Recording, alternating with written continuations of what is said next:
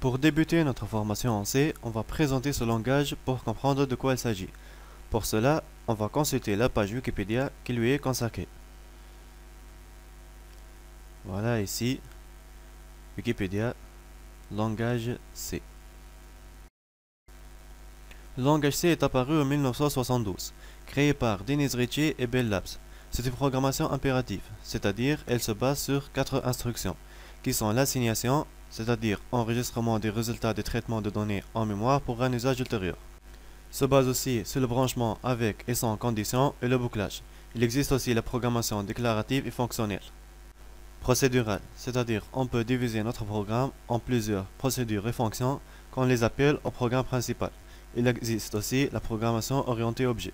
Si tous ces concepts vous intéressent, vous pouvez consulter leur page Wikipédia. Maintenant, on va parler des outils de développement. Donc, il nous faut un éditeur de texte. Un compilateur, c'est un programme qui traduit notre code source en langage binaire qui est le langage machine, et un debugger. Lui, il sert à exécuter notre programme ligne par ligne. Il permet de mieux repérer les erreurs si elles existent. Au lieu de télécharger ces 3 programmes séparés, on va travailler sur ce qu'on appelle un IDE, Integrated Development Environment, en français environnement de développement intégré. Il contient les 3 programmes qu'on vient de mentionner. Il existe plusieurs comme Microsoft Visual C++, Dev et CodeBlocks. Personnellement, je vais travailler sur CodeBlocks tout au long de cette formation, car il est gratuit et compatible avec tous les systèmes d'exploitation. Donc, on se rend sur son site officiel pour le télécharger. Donc, CodeBlocks.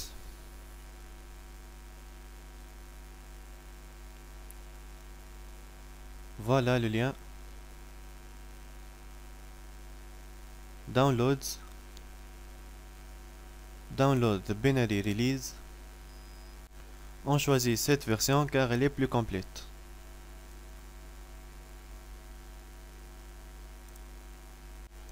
Une fois le téléchargement est fini, l'installation est facile. Suivant, installer, tout en conservant tous les paramètres par défaut. Traditionnellement, lorsqu'on apprend un nouveau langage de programmation, la première chose à réaliser est un programme qui permet d'afficher à l'écran le célèbre message Hello World. Et nous, on va suivre cette tradition. Donc, on lance CodeBlocks. Voilà notre interface. Ici, c'est la barre d'outils. Elle contient plusieurs boutons. Nous, on va s'intéresser juste à ces deux-là et à ces trois-là. Ici, c'est le workspace. Elle contient les listes des fichiers de nos programmes. Celle-ci est la zone de notification. Si vous étiez attentif, on parlait tout à l'heure d'un compilateur. Un compilateur est un programme qui traduit notre code source en langage machine.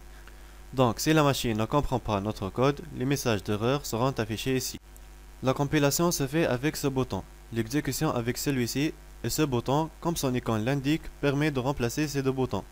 Donc, le fait d'appuyer ici permet de compiler et exécuter le programme simultanément. Pour créer un programme, il nous faut un projet. La création des projets se fait soit à travers File, New, Project, ou bien à l'aide de ce bouton. Si notre projet est déjà existant, on peut l'importer à l'aide de ce bouton. Nous, on va créer un nouveau projet. On choisit Console Application, langage C. On donne un titre à notre projet. Je vais le nommer Test. Next.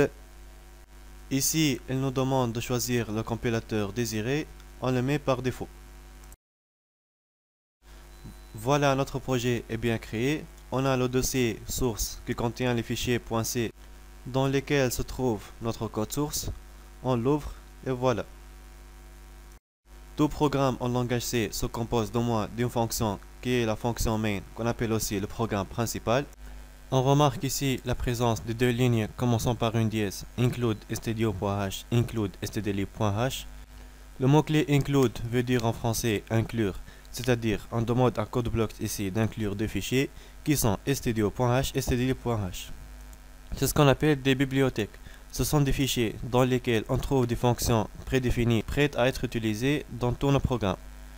Comme par exemple la fonction printf qui permet d'afficher à l'écran un message qu'on lui passe en paramètre, on la trouve dans stdio.h.